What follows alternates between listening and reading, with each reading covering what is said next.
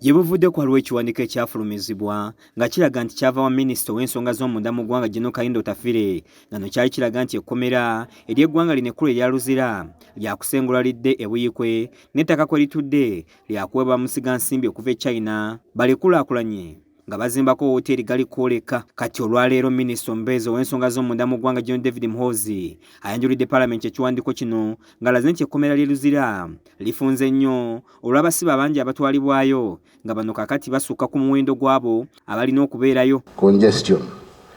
Luzira group of prisons was built in the 20s with a total prisoners holding capacity of 1,923 prisoners. Today, Luzira is holding 8,790 prisoners, thereby having an excess of 6,867 prisoners above its capacity.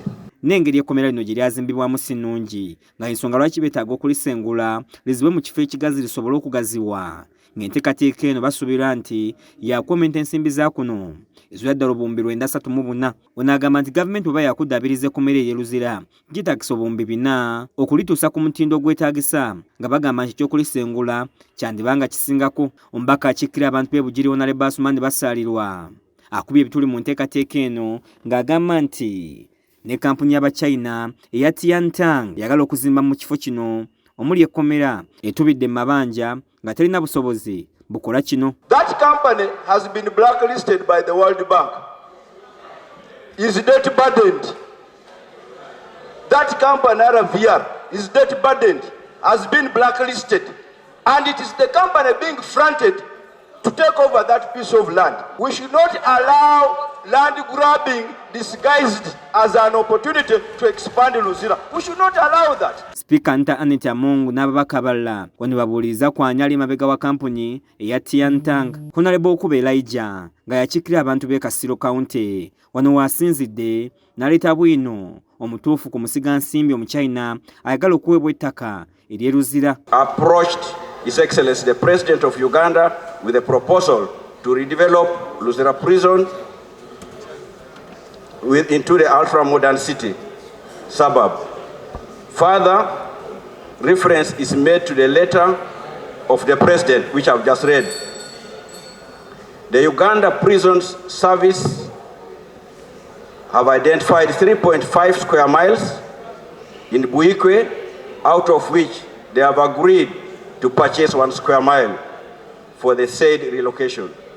The family of the late Antonio Lutwama Kabegeta, who own the land, have unfortunately never. Kalumanyiru mulala abadde ku ttaka eriwezaako square ya kilomita 1 ewagenda okuzimbwa ekkomera lino ery'e Buyikwe nga bakabadde baagala bamanye ani agenda okuliguza gavumenti n'ebbeeyi gy'asazeewo. But what was the criteria of getting that land? Why didn't they buy it from Ethel, from another person? So many people have land. That's why I'm asking that we need that's why I'm saying, Madam Speaker, that we need the Minister of Land. Abaka abalala okuli Ow'Enakaseke Honorable Lutamaguzi Semakula n'Owakakuuto Honorable Geoffrey Lutaaya bagamba nti gano malya ga nsimbi gennyini kuba Munnayuganda talina waabifuniramu. Ina ekirala ku ddwaliro ku kkomera ly'e Luzira bw'otunula eriri mu eka 226 gw'ogambe nti oyagala kuzimbawo hoteri. By the way, mu nsi yonna eyo teriiyo. Naye zaali badde nga ziri procedure. Si kuveeri nti abasajja batudde mu State House ne famire zaabwe ne beefuula aba investor ne baleeta abayindi Abachina wano. Kubanga ffenna tugamba nti ettaka ly'e Luzira lyaliwo from 1920s. Oba investor ayagala ettaka anoonye waagula.